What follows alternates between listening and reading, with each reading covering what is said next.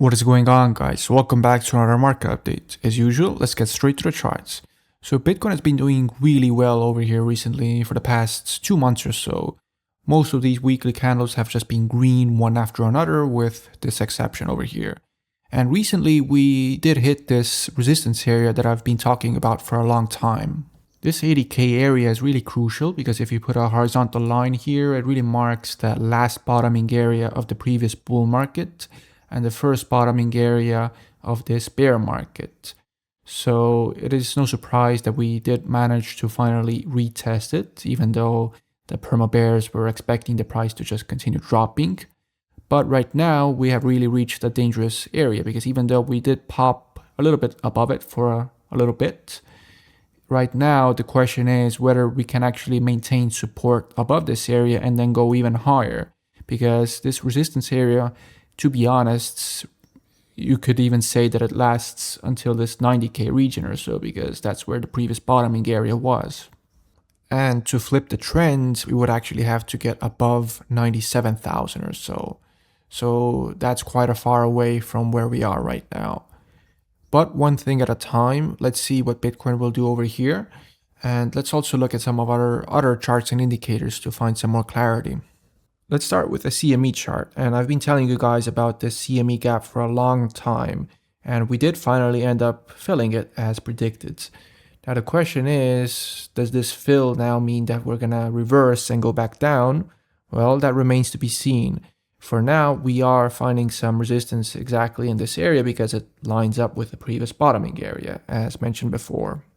Next, let's look at DXY versus Bitcoin. As you can see, the dollar has been dropping quite a bit recently, while Bitcoin has been rallying massively, so there is quite a significant inverse correlation. Now, looking at the bigger picture, the dollar has just been hovering around this 97 to 100 point area, so it hasn't really made any decisive moves for quite a while, so we're gonna have to see what the next move is. But for now, we can definitely see this inverse correlation happening. The unemployment rate has been holding steady, but at the same time, it hasn't been decreasing that much either. Let's hope this will remain relatively low. And when looking at the federal funds rate, you can see that everything is going as expected here as well. We have this very steady and slow stair-step process here. The Fed is obviously only able to do this because the economy has been holding quite strong recently. Next, let's look at the power law charts.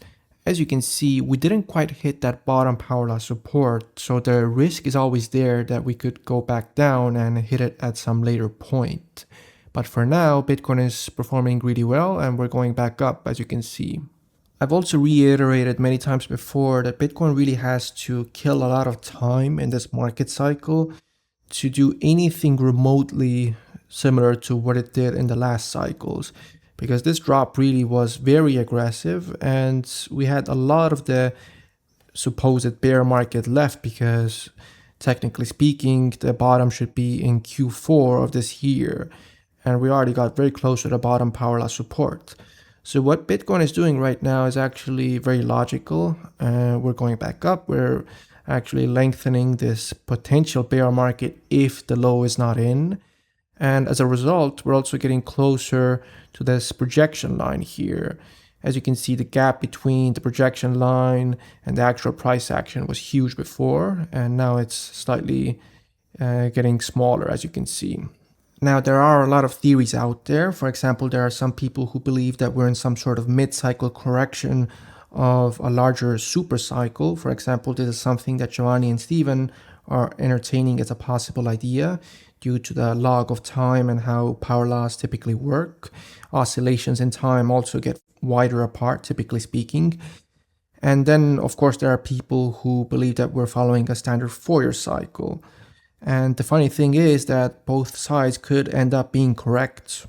This is because even though we have been following a Fourier cycle so far, the top itself was very disappointing this cycle. So it could be that the next top will be a lot less disappointing again, and the actual top of the super cycle. Yes, the super cycle is kind of a meme at this point. We have never really seen it so far. But this is what we're actually going to need to reach those levels like $1 million in 10 years or so, because at some point this trend of increasingly disappointing peaks will have to end if we're going to continue following the power law. Otherwise, we're just going to be oscillating tightly around the bottom power law support, which I think is unlikely. The alternative would be quite disappointing, because if you look at this peak here, which was like 69K, the next peak was like, I don't know, 127,000. What is it going to mean for the next peak? Is it going to be 150K? That will be quite disappointing, and it's going to be very difficult to get to those high valuations like $1 to $10 million or so in the future. That's why I think that Bitcoin will actually outperform many people's expectations if we're going to continue following the power law, because we need to be able to have some volatility, and the only way to get it is to the upside then. Now let's look at the S&P versus Bitcoin, and this rally has obviously been absolutely ridiculous. It has been the best performing rally in more than 40 years. So you could argue that it's disappointing that Bitcoin hasn't been following suit, even though there is some positive correlation here. Bitcoin has been rallying, and so has the S&P, but they're not really comparable in scope. But it would be delusional to expect the same type of price action from Bitcoin, because the S&P and Bitcoin are in completely different stages of their market cycles. The S&P is currently in a raging bull market, probably building some sort of blow-off top, while Bitcoin is deep into its bear market. Bitcoin just has to wait a little bit for its time to shine, when the roles will be reversed in like 2 or 3 years or so. Gold is obviously consolidating while the S&P is having its massive rally. This is quite typical behavior. And because silver is more volatile and it dropped a lot more, it is currently using the opportunity to pump a little bit. Overall, our decision to rotate out of precious metals when Bitcoin's price valuation was at its bottom compared to gold's was the correct one in hindsight. We do have a higher high here in the crypto fear and greed index, which does show that there's a lot of optimism. At the same time, I know that a lot of shorts have been getting liquidated as well, because people expected this rally to end quite a bit lower.